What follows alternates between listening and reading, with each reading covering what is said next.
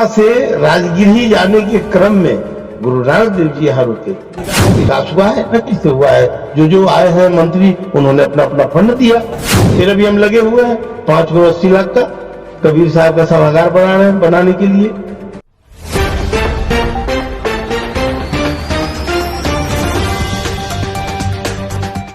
जय हिंद दोस्तों, आप देख रहे हैं दार्शनिक भारत लाइव। मैं अमरेश कुमार सिंह। आज हम आए हुए हैं फतुहा शहर के आचार्य गद्दी कबीरपंथी मठ के प्रांगण में। ऐसा माना जाता है कि बिहार में कबीर साहब के विरासत के रूप में 4 आचार्य गद्दी आता है, जिसमें एक महत्वपूर्ण स्थान फतुहा आचार्य गद्दी है। तो आज कबीरपंथी मठ से संबंधित फतुहा आचार्य गद्दी के विशेषता को और इस जगह के विशेष रूपों के साथ मैं आपको दिखाने का एक छोटा सा प्रयास करता हूं।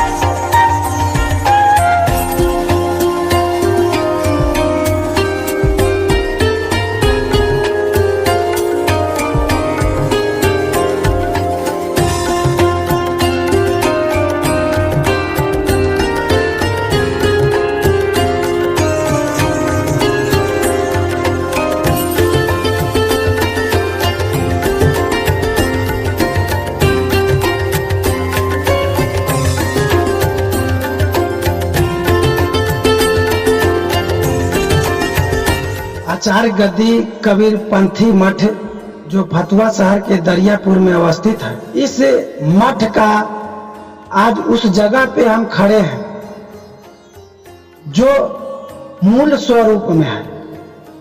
यहाँ इस जगह पे इस मठ का मूल जो स्वरूप है, जिस जगह पे आज से 50 वर्ष पहले यहाँ संत महात्माओं और सेवकों से गुंजायवान हुआ करता था, उस जगह को देख करके ऐसा नहीं लगता कि यह इतना बड़ा कबीर साहब का धरोहर था। पर इसके निर्माण में जो ईंट लगे हुए हैं और जिस तरह के जो लकड़ियों का खंभों का इस्तेमाल किया गया है और जिन मटेरियल से इनकी छत की ढलाई की गई है, इन चीजों को देखने के बाद सहज अंदाजा लगाया जा सकता है कि यह 10-20 वर्ष नहीं बल्कि 200-250 वर्ष पुरानी इमारत है। यहाँ पे जो इसका मुख्य प्रवेश द्वार है, इस चीज को भी आप देख सकते हैं कि इस समय इस स्थान पे इसका इतना स्थिति बद से बदतर हो चुका है कि इस तरफ भय से कोई व्यक्ति आने के लिए सोच भी नहीं सकता है। लेकिन उस जमाने का जिसमें दरवाजे तो कई हैं, पर सारे दरवाजों का एक ही बरामदा में जो है से इस रूम का निर्माण किया गया है और इतने बड़े रूम का में कई दरवाजे हैं जिसका अभी किसी तरह का उपयोग नहीं हो रहा है। उपयोग नहीं होने का कारण है कि यह खतरे से खाली नहीं है। यह बिल्डिंग किस समय ध्वस्त हो जाएगा यह कहना मुश्किल है। तो यह आखिर इतना बड़ा कबीर साहब का विरासत और इस तरह से जीर्ण शीर्ण अवस्था में है, तो आखिर इसके पीछे यह जो विरासत है इसके वीरानगी का वजह क्या है, इस पर मंथन करने की जरूरत है। और यदि इसका अब तक विकास नहीं हो सका तो यह भी लोगों के बीच में एक गंभीर प्रश्न बनता है। तो दोस्तों, इस जगह पे आप देख सकते हैं कि वर्तमान समय में महंती को लेकर के हमेशा विवाद बना हुआ रहता है। तो इस मठ के संरक्षण और विकास के संबंध में यह भी एक बहुत बड़ी बात है कि जो महंती का विवाद है तो इस जगह पे लोग अपने कुर्सी और अपने वर्चस्व के स्वार्थ में इस मठ को नजरअंदाज कर दिया गया है। और यदि कोई त्यागी महंत यहाँ इस मठ के विकास की बात भी सोचते हैं, करना भी चाहते हैं, तो उनके जो साथी हैं वो अवरोध उत्पन्न करते हैं, जिसके कारण भी इस मठ का विकास नहीं हो पा रहा है। वर्तमान समय में बिहार सरकार और देश के तमाम कबीरपंथी संत महंत और समुदायों से मैं अपील करना चाहूंगा कि जो यह कबीर साहब का धरोहर आचार्य गद्दी के रूप में जाना जाता है, यह पूरे भारत ही नहीं विश्व में भी इसकी शाखाएं हैं। तो यहाँ पर एक समन्वय के साथ काम करने की जरूरत है। दोस्तों, आपने अब तक इस कबीरपंथी मठ का बहुत से उन दृश्यों को देख चुके होंगे और समझ में भी आ गया होगा। तो आइए इस जगह पे वर्तमान समय में जो इस मठ के मुख्य संरक्षक महंत ब्रजेश मुनि महाराज जी हैं, उनसे इसके बारे में विशेष पड़ताल करने का प्रयास करते हैं।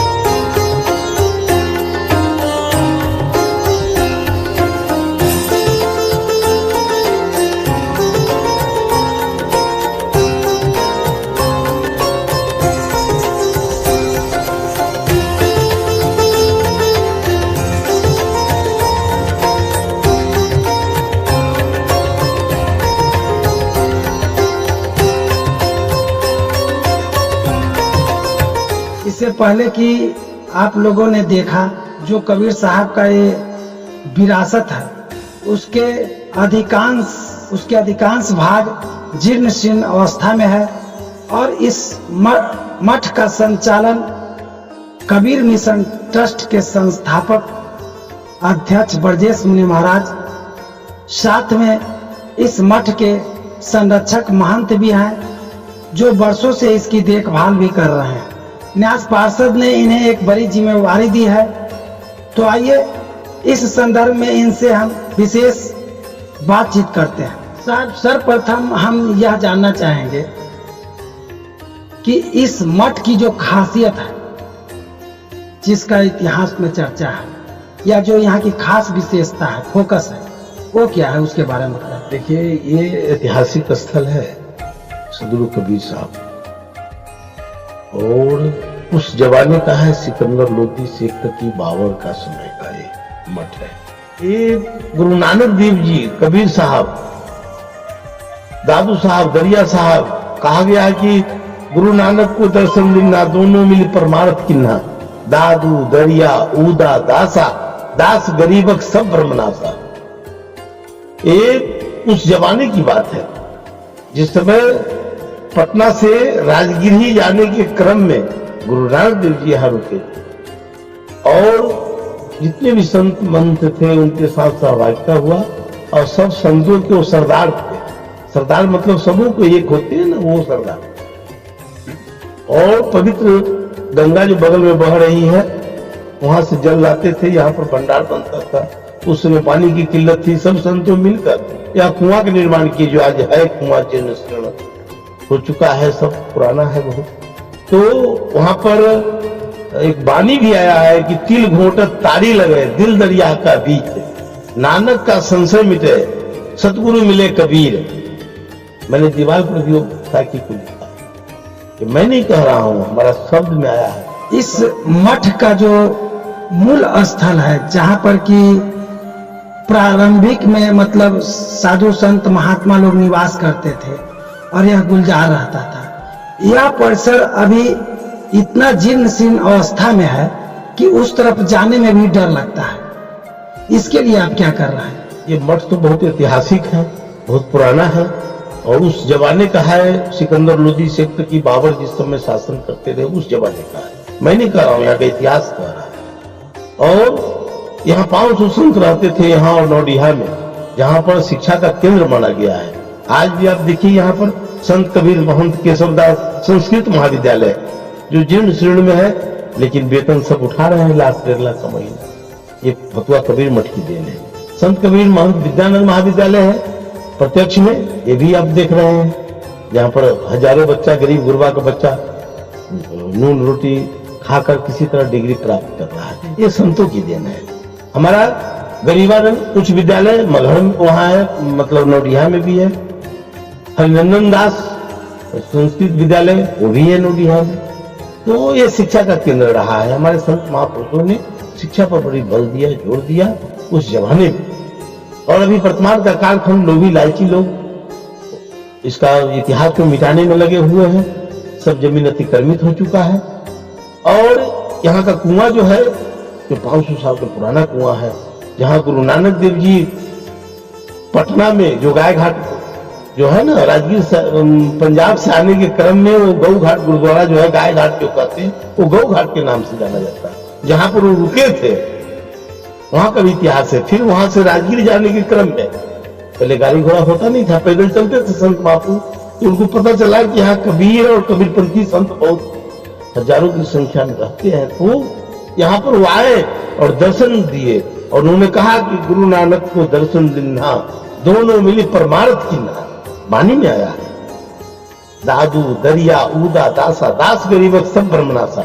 यह कुआं उस जमाने का कुआं है जो आज जीर्ण शीर्ण है। मैंने पर्यटन मंत्री से भी 2013 में रिक्वेस्ट किया, सुनील कुमार पिंडू जी से, वो आए, उन्होंने 92 लाख रुपया दिया यहाँ विकास के लिए। जो हॉल बना, शत्रुघ्न सिन्हा जी थे बीजेपी के सांसद, उन्होंने भी 25 लाख दिया, जिसे संत निवास बना।